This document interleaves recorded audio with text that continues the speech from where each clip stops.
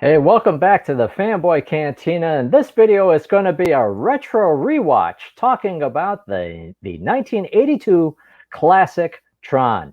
But before we get started, please take a moment to subscribe to the Fanboy Cantina. We cover all kinds of things about toys, about Star Wars, about Lego, about G.I. Joe. Join the Fanboy Cantina. We'd love to have you. All right, so without further ado, let us introduce our guests. How are you all doing, gentlemen? How are you doing today? Great, thank you. Doing good, sir. With this retro rewatch format, what we'll do is we'll do a quick introduction about the film, share some memories about the movie, and then talk about our current feelings about the film, and then how would it work in 2020? Could you redo the film in 2020? With the current pandemic, it's kind of hard to go out and see a movie, so thought it'd be a nice thing to talk about old movies together. Let's dive right in. Tron is available on Disney Plus, and it is a 1982 classic. Reading from the description, when a brilliant video game maker, Flynn, played by Jeff Bridges, hacks into the mainframe of his ex-employer, he is beamed inside an astonishing digital world and becomes part of the very game he is designing. In his mission through cyberspace, Flynn matches wits with a maniacal master control program and teams up with Tron, a security measure created to bring balance to the digital environment. Mr. Ed, what are your memories about the film when it first came out? How did you first see it? So I actually am an immigrant, so I didn't move into the United States until 1981. And the first thing to do watching a movie in a movie theater was not Tron, but actually E.T., and we can talk about that some other time. However, video games have always been a part of my life, and the first introduction to Tron was playing Tron, the video game. So then I didn't see it until I was able to rent it on VHS tape. Excellent video game. Kept expecting some of the scenes from the video game in the movie and did not. And I remember being a bit disappointed. Definitely not my memory of a translation from video game to movie on any other. Anyway. I remember seeing the movie back in 1982 when it first came out at the Northtown Theater on the north side of Chicago. And it was a few blocks down from my house. I think I saw it with my mom. And I remember actually not being a big fan of the movie. Like you, Ed, I loved the video game, the stand-up, coin-op arcade game. But the movie itself, I was not a big fan of because it was very dark. I remember that. The scenes were very dark. And to your point, you're looking for those action beats. You're looking for a lot of light cycle action and tank battles and all of that. And there's actually not many of those action set pieces that happen. There's a lot of dialogue. So I remember not being a fan of the movie that much. It was very dark. And actually, being scared at times. Characters die in a somewhat graphic way in the beginning where they get digitized and things like that. Or Jeff Bridges, when he gets zapped by the laser, that was scary for me as a kid. So I have kind of mixed memories of the film when it first came out. How about you, Mr. C? Well, okay, so I definitely remember seeing it. I definitely remember Tron being a pop culture staple, but yet for the actual content of the film, I didn't remember that much at all. Definitely remembered the video game being played. And so now after having rewatched the movie, I could see where they interpreted the pieces of the movie into the video game, but my stronger visual impression was of the video game compared to the movie. Let me jump back in and say a couple of words on the good old Northtown Theater before it had been torn down. Right, again, whichever movies I saw there versus the other local theaters, just the spectacle of being in the Northtown with the simulated stars in the ceiling, the little flickering lights, and there's the exterior, right? You'd be walking up to the box office, I miss the old place. What can I tell you? But back to the actual movie, I had some positive memories of it, but I remember kind of as a young person being confused. So if the movie was called Tron, but the main character was Flint, okay, so right there, that was a slight disorientation for me. As you referenced, watching Flynn get digitized was, well, I hadn't seen somebody get digitized before. By comparison, when Vader slices down Ben Kenobi, they kind of just dropped the robe, and it was still an outstanding visual memory, but less. It was quicker to the point. So yeah, again, It wasn't like this is the best movie I've ever seen in my life, but I knew there were some positive things to it, and so then some of those the light cycles. Wow, the light cycles. That was a really cool visual. It was a cool chase, as you were saying, a set piece. I'll specifically reference then the time where the two cycles then came closer together, and for the opponent, then they kind of put the squeeze or the squash on him. That was a pretty neat tactical maneuver. I mean, all of the light cycle stuff was really cool. Yeah, so there were some memories that stood out about it, but a lot of it was I didn't remember a lot about the movie. I'm glad you brought up Star Wars. Sorry to interrupt, Greg. I felt like I was watching somebody that just watched Star Wars and decided he's going to make a movie similar in some parts. Even in the beginning of the movie, there's a part where where Flynn's program is inside, and there's the ones that try to keep you out of the system. They're coming at him. They're coming at his program that's inside of a tank, and he says, "There's too many of them."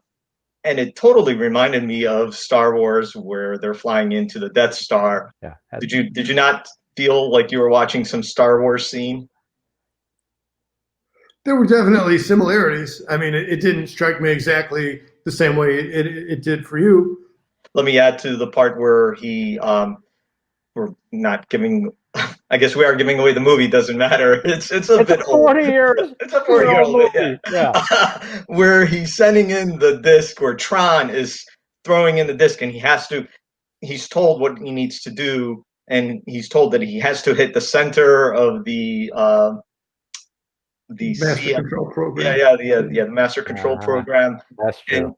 And that's, destroy the Death Star. I just felt like there was a lot of Star Wars in it, even to the point where he lifts his disc up, sort of like the poster, the classic Star Wars poster, where he has the sword. Exactly. Yeah. I mean, if you look at that, how can you not see a lightsaber there?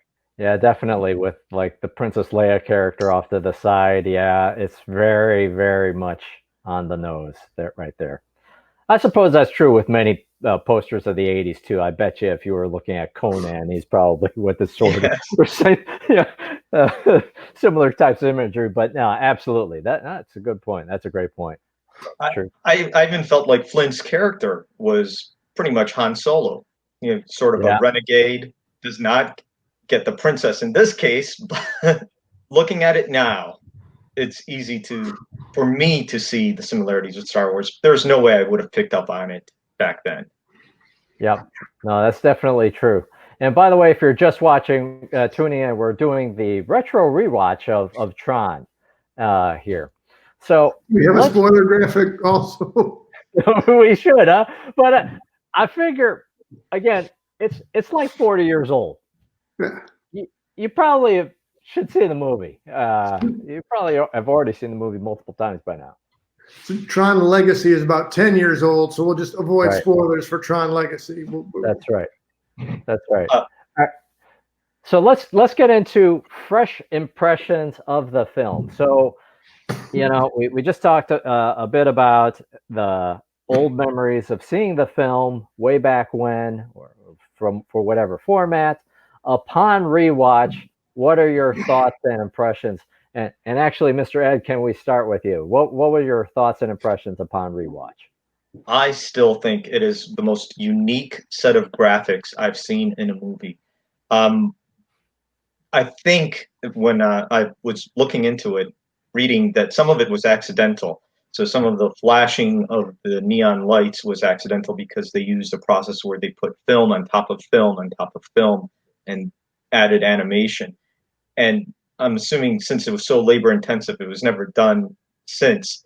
And with computers becoming more and more used in movies, CGI and such, there was really no need for layering film. So they created this unique system. It looks just as unique today because it's never been done since. And then there's a great example of the lighting. Yeah, Hold on right there. I never picked up on the Pac-Man until rewatching it, and then when I saw it, I had to rewind it at least 2 or 3 times to make sure I saw what I saw. you hear the waka waka waka waka. Yeah, it's like Pac-Man. Go out and get find Flynn. Send out the Pac-Man. I remember on my first viewing and pointing at the screen, it's Pac-Man. It's Pac-Man. You had a better eye than we did. I remember, well, because again, I was kind of bored in the movie. So, so I was like, oh, yeah, it's something I recognize. Yeah. All right. Any other thoughts upon on that rewatch, Ed, before we hop to Mr. C? No, please, Mr. C. I think it's already been said. It still kind of drags because it's mostly kind of stuttered dialogue. It's not smooth, and the emotions are a bit mechanical, and that stays with it. Even 40 years on, it still stays with it. But the graphics, I was just once again blown away by the graphics. Well, so it's this interesting intersection between, as we're saying, the pacing, the dialogue were not the greatest features of this film, but the technical aspects, the craftsmanship, the auteur work. So then I also watched a documentary, Making of Tron, just as we're getting ready for this. That was actually directed by Robert Meyer Burnett. Nice job, Mr.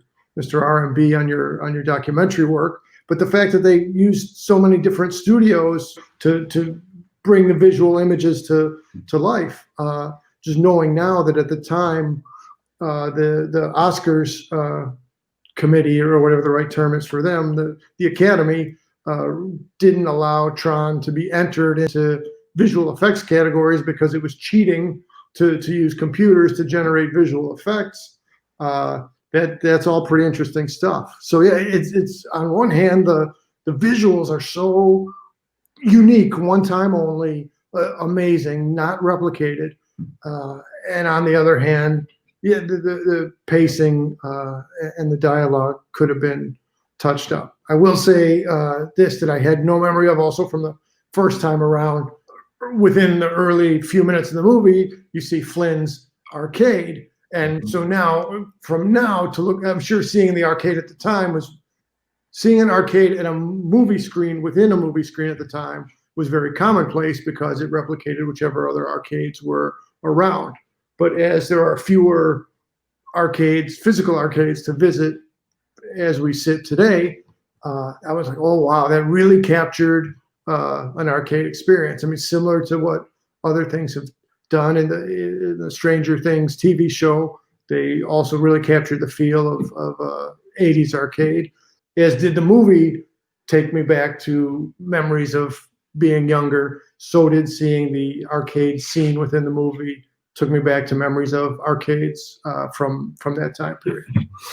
Yeah, there's very few video game arcades around anymore, and all of them are with the purpose of evoking that retro feel. Like what, Galloping Ghost in the Chicago area. We got High Scores here on the West Coast. That scene at the beginning with Flynn's is like, oh, that's like the dream arcade, packed with people, so much activity. Yeah, it's a good, nice, fond memory.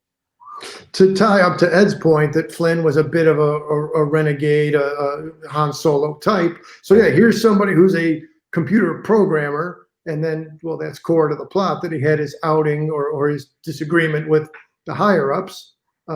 And so then what's he going to do? He's going to go run an arcade. That's a very renegade way to go about things. Speaking of programming, having programmed in my life, I found it hilarious the way programming was occurring in this movie. And it was the strangest lines of code I've ever seen. I thought it was amazing that they predicted the touch screen, though. The desk that was used Oh that yeah. had the keyboard built in by light.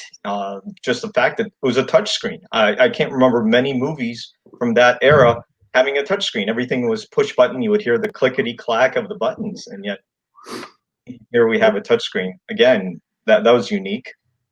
Even in the Star Trek movies, it was still a lot of just lights, but not an actual keyboard with a touch screen. Right. But yeah, as I said, the programming having to type in something, and then I didn't quite understand, and still rewatching it, don't quite understand. When do they hear the voices? Do they hear them through the speaker of the computer, or is this just something that we're assuming that they're hearing?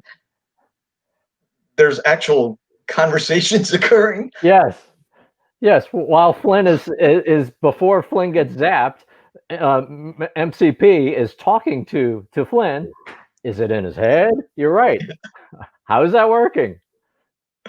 Yeah. Yeah. So I watched Tron Legacy, the follow up film. It's about his son Flynn. Sam Flynn, and he is in a place, and he can actually code. You, know, you see him typing, and oh look, it's a login script. I could. It's actually this one. Your son can actually code. Your dad, probably not. But the boy can code. I did enjoy the end of line, which is actual code in BASIC, but to end every conversation with end of line, I'm done speaking. I did enjoy that one. For my own thoughts about the film, I really loved it. I really enjoyed it. It had been years since the last time I watched the film, and to watch it now with fresher eyes, I was astonished how much I really enjoyed it. Even though I have fond memories of watching it as a kid, despite the boring patches and all that, it was still an overall positive feeling. But here, it actually lifted up my feeling about the film, and I was shocked by how prescient it was as a film. There's notes about artificial intelligence and how Master Control first started as a chess program, and so it started to learn over time, and that's why it wants to be fed all these programs so it can learn with each instance. And that's there's more to artificial intelligence than shoving in new programs, but it's this notion of how does a program learn and evolve, and it started with a chess program. So I thought that was interesting, and it also predates other films that would then touch on the same kind of themes, like War Games. I think came out 83, a year later, and then Terminator was a year after that. And so the whole thing with War Games is the only way to win is to not play, or right, to boil it down to tic-tac-toe. And so here with Master Control, it's starting from a chess program and then evolving over time. Or this with Terminator, the fear of Skynet, right, the artificial intelligence eventually taking over the world. So I was surprised by how how the film just saw really into the future. And even things like, to your point about the touch screens, that being really unique at that time. And then also this thing about being zapped with the laser, right? And that's how you get into the system. But now today, with like motion capture or 3D printing, how do you scan things, or how you scan things is with a laser. Hopefully you don't get zapped with one and disappear, right? That probably bad for one's health. But the notion of doing data capture by laser, it was seen in this film. So I was surprised by all of these kind of forward-looking things. I also didn't pick up on as a kid, because why would you? This notion of religion and faith, which is a really heavy theme in the movie of, do believe in the user, right? That there is something, the higher purpose or a higher being above you. The whole rounding up of the faith leaders at the end to be brought into the master control and its ultimate thing. The really kind of deep themes about deep thinking about religion and faith that, yeah, I did not pick up on as a kid. And also just about the visuals themselves, Ed, to your point, also it's just a beautiful film. There are many moments where you're looking at the screen and it just pops. It's just a beautiful look at. It is very much, to your Star Wars point, in that Flash Gordon feel. There's actually this video that's available on Disney Plus, this phototronology, and director Steven Lisberger and his son Carl take a look through the Disney photo library, and it's a very short video. You can see it's 16 minutes long, but he talks about the history of the film and some of the techniques that were brought to bear. Anyways, Sid Mead and Mobius were among the designers in the film, and so that's really interesting and kind of explains the designs and the beautiful look and feel of the special effects and the animation. I thought more of the movie was computer generated than it actually is. So that surprised me. Like when I was seeing this of Master Control, you think, yeah, that's not CGI. That's a Disney animator that probably put that face on. But they did a brilliant job of blending the computer technology with the animated scenes. So those were my thoughts and impressions. I guess I've talked a lot here, but I really enjoyed the movie. I was surprised by how much I enjoyed it upon rewatch, and substantially better feelings about it than upon first viewing. Let me add, just to your point, beyond the graphics, I really enjoyed the sound. I thought the music was really well done up until the very end when the credits roll and there's some guitar-driven rock song that I've never heard before being played, and then felt like it had no place whatsoever in this movie. But the music throughout the movie and the sound effects, which do at times sound like video games, I thought added a lot to this movie and added a lot to my impression of the movie now, as sort of giving it sort of a nostalgic feel as far as the sound is concerned. But the graphics, you're absolutely right. 1930s serials of Flash Gordon would be similar to that. Yeah, I probably have the theme song more ingrained in my head, as you said, from playing the video games, because I can hear the tinny kind of 8-bit version of the theme song more in my ear than the actual movie. I wanted to see more chips in the in the movie, more peeks and pokes in the movie. Having programmed on the Commodore 64, and that was that was great for music. I kind of wanted to hear more, a little bit of that, but the synthesizers were just as good. Very nice. Mr. C, any last thoughts before we talk about 2020 and whether it works? Just as you were saying, when you put up the graphic, the image of the Master Control program, I've come to bargain. So I didn't think of this while I was watching Doctor Strange, but there is a visual similarity between what we're looking at right now and the way Marvel generated the image of Dormammu in the Doctor Strange movie. So I thought that was just a curious coincidence, or who knows, maybe it was some kind of tribute towards what Tron had done. Very impressed with this. So this guy's a first-time director going to Disney, creating new things, some similarities to Lucas and some differences from George Lucas, but it just blew me away. Like, here's this guy, first-time director, and he's got 4 different other studios going to do the imagery. At the same time, they're having to relate the information over to the Bally Midway people so they can put the video game out. Just technology-wise, art-wise, production-wise, schedule-wise, it's all very, very impressive. So it noted that the pacing wasn't the greatest, not a bunch of classic, memorable dialogue, but overall a very impressive undertaking for Tron, the first movie. Director and writer.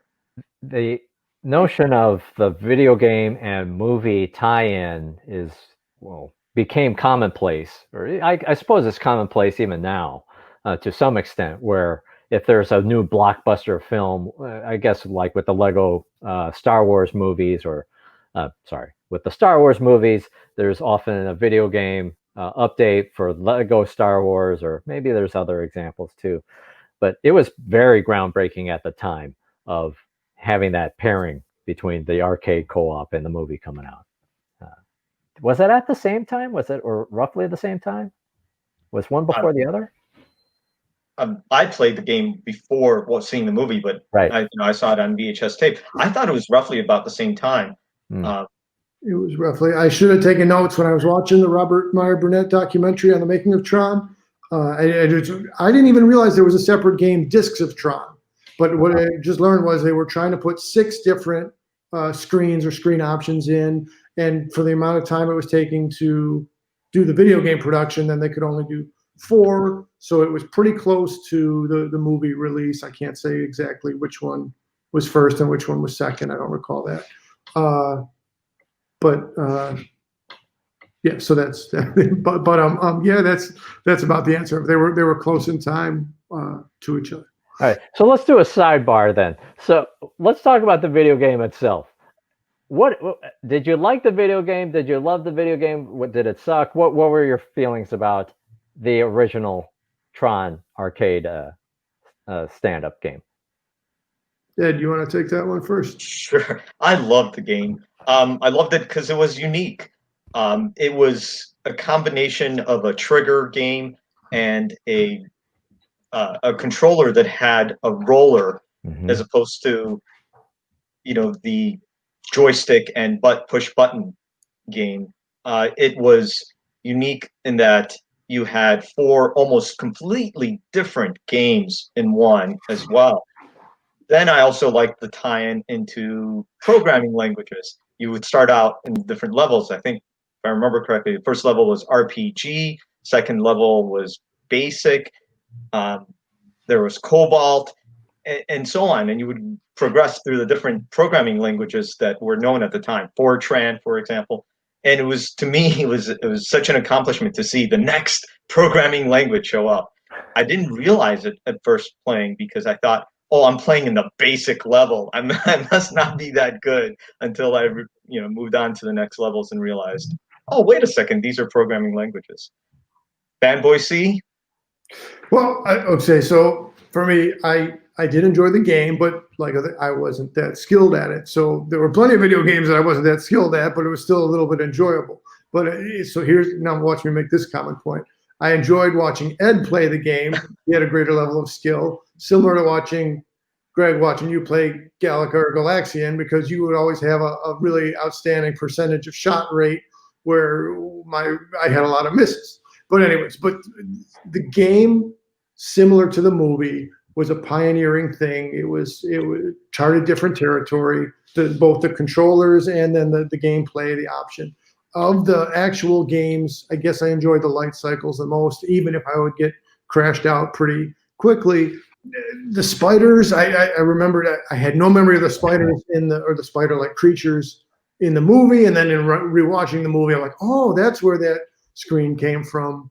The tanks were pretty much a decent translation from screen to game, from movie screen to game screen. It would have been neat if there had been, hence that's why the other game, Discs of Tron, came out. It would have been neat to have a disc arena competition. And then whatever the bulky, I should have known the name of it, those bulky floating around Sentinel type robots, it would have been neat if the game had some other way to express those, or if you had some kind of combat situation where you were picking them off or they were shooting at you. That would have been the game that Flynn created, wasn't it? Space Paranoid. That's what I'm saying. They brought me into Flynn's arcade, but now I want to be in the game in Flynn's arcade playing that exact Paranoid something, whatever. Yeah, Space Paranoids. There Yeah, Battlezone was like that with the where you looked in the thing with the Yeah. the vector graphics. That was a good game. So, G, your thoughts on the game? I've loved the video game. It would be one of my go-tos at the arcade. Between that and Galaga or Galaxian, that was one of my go-tos. I preferred the Light Cycles game or iteration. I wasn't good at all of the little games, but I really enjoyed that game. The Discs of Tron game, that game is not as enjoyable. And it's funny because that the whole highlight with the frisbee thing is so prominent in the movie, and it's not actually in the first arcade game, except for tossing it into Master Control and stuff like that. But okay, so let's talk about the whether this film works as a 2020 reboot. Could you reboot this movie in 2020? And it feels like, and again, if you're just watching, we're doing this retro rewatch about the 1982 classic Tron. But if you were to take this film, could you reboot it in 2020? And it is probably a strange question because Tron Legacy came out just 10 years ago. So there is a sequel, but thoughts and impressions on this question. Could it work now? I thought I read somewhere that they were working on a Tron 3, and then that fizzled out, maybe back on again, not quite sure. So they are looking into that. I do think it looks like it could possibly be more believable these days, especially with the internet being more used. So I used to teach a class, and people would say, oh, the internet started in the 1990s. And I would always correct them and say, no, actually, the internet's been around since the late 50s. It's just the World Wide Web was created in the early 1990s. And so the connection, some of the idea of the master control being able to suck in programs from other systems, I don't know how believable that would have been in 1982, considering we'd be using modems and maybe bulletin board services at best. And now you've got the internet pretty much just embodied with World Wide Web and the understanding that you can just go anywhere freely. I think it would be interesting to see that concept be expanded. So you have maybe the MCP gobbling up websites or something of that sort, gobbling up knowledge, human knowledge, gobbling up Wikipedia, that sort of thing. I think it could be done. Fanboy C, you're smiling. What do you? Well, my friends, there was another motion picture, and the name of this motion picture was Wreck-It Ralph. And Ralph, but before Wreck-It Ralph came to me, Avengers 2 Ultron, would the villain, with the sentient Terminator-like artificial intelligence, would that download itself in a virus-like manner today? So sure. So in that way, does the movie work or function today? Yes. But to take it back to even its concept or its core, as G said, there's a lot of prescientness to it. But yeah, man versus technology or independence and autonomy. I think hypothetically, had Tron never been made, do all those concepts still work in a brand new or at least a fairly independent intellectual property or concept of a movie today? Definitely. And I mean, we've made it this far without referencing yet. There are similarities to The Matrix, which at the time, the years in between the release of the first Tron and the release of the first Matrix, it felt like a lot of years. And they're not identical movies, but there's a whole lot of conceptual similarity. So it worked when Tron was first released. It worked similarly. The similar concepts worked in Terminator, and those same concepts, some of the same and some of their own concepts worked out also in the Matrix. So absolutely, either a third Tron or a hypothetical new Tron similar thing. Absolutely, it would work out today. Gee, what do you think? Oh yeah, well, Ed, you were going to say. Back to your point, actually, Greg, the religious aspect of it. We kind of, you talked about it, but we didn't really talk about it. That may get a little interesting in today's society. There's one point in the movie where one of the programs says, "We would not exist if the user didn't create us." So you've got a little bit of a creation theme going. Mm-hmm. Not quite sure how that would work out. They would have to definitely deal with any of the religious aspects of the movie. Yeah, yeah, no, that's a good point. That's a good point. I think, for me, if they were either to reboot the movie or bring it forward, two thoughts. One, the main characters are all white. And I can imagine, right, with the technology in 1982, where everybody is, the faces are black and white, but then the rest of their uniform and the outfits in the universe are in color. Maybe there were some technical challenges, or movies in the 80s at the time were a certain way. So I would hope for more diversity and maybe a reboot or taking the franchise forward. Especially with the diversity of people who work in technology today.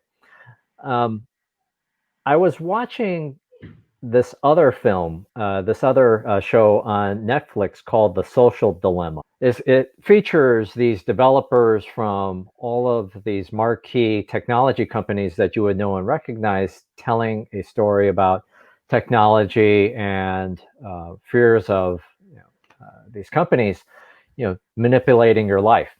And so, in particular, social media companies. That's true. Sorry, yes, social media companies manipulating your life and influencing your behavior. So actually, if you were to take this kind of theme of the technology, the social media influencing your life, now the machine is influencing the user. It's happened actually already. Flynn or Tron or Master Control has managed to influence us as the users. So I think there could be something there. It may be a little too in the moment. There's probably a forward-thinking version of that. But if we were to do a 2020 version of the film, yeah, I would probably build on that type of environment. They touched upon it a little bit with Dillinger. You kind of saw him turning a bit evil, being told what to do by the Master Control. That's true. Wow. Even more forward-thinking elements. Absolutely. This 1982 film predicting what would happen, 38 years later. Any last parting thoughts before we wrap up here, guys? Definitely go out and see it again if you can. And by go out, I mean watch it at home on your streaming device. Mr. C, any last thoughts? Just, again, a couple of minor nugget comments to throw. I mean, the Solar Sailor, that the art style on that, I thought it was very similar to what Dave Cockrum was drawing at the time out of either his X-Men books or whatever other whichever other superhero books he was working on. So there was that, and then just as we said, the Ghost in the Machine from the Police. I want to go give a re-listen because that was also right around that period of time, and just the album cover with the way the red LED lights. When I was watching Tron, whichever part of the movie it was, that made me think of that album cover for Ghost in the Machine from the Police. So again, fun to revisit all this stuff from back in the day, and nice to do it right here at the Fanboy Cantina. Yeah, no, thanks. Thank to you both for rewatching the film with me here. And yeah, I, again, really enjoyed the film. Definitely highly recommend watching it on Disney Plus or whatever system you may have available. Just rent it if you don't have Disney Plus and give it a rewatch. I really was surprised by all of the themes within the film. There's a lot more depth in it than I appreciated back in the 80s as a kid. And I'm probably going to rewatch it again this week. So there's a lot in that film. So, oh, wait. Tron Legacy. I actually, after rewatching Tron, enjoyed Tron Legacy more. Tron Legacy is a deeply flawed movie. There's like a middle stretch where it kind of loses its way, or something is missing in it. There's either a scene or something, some amount of storytelling is missing. But I enjoyed Tron Legacy more upon rewatch of Tron. So I could get my kids to sit through Tron Legacy, and they did. Uh-huh. I could not get them to sit through Tron. Yeah. So the story, yeah. just the story, was not there for them. Yeah. It was the Daft Punk that tipped it over the edge, right? That was what sold it. Yes. Which it's in, for it's me, in the music. That was the worst scene in the whole Tron Legacy for me. It's just like oh, we're now in a music video. What the heck is going on? But anyways, all right. And thanks so much for watching. And tell us in the comments, what did you think of Tron? Have you seen it recently? What did you think of Tron?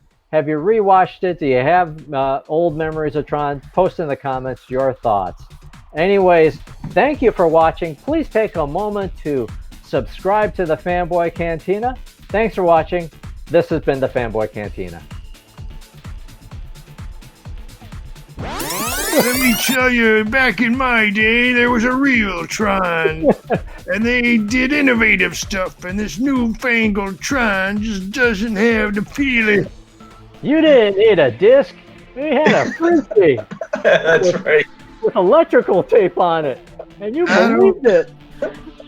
There was no such thing as glow tape. In the day, you had to pretend you were having a lighted Frisbee, and I don't care how much they combine the two cool elements of a Frisbee and a light cycle and a light cycle and a Frisbee, I'm not having it.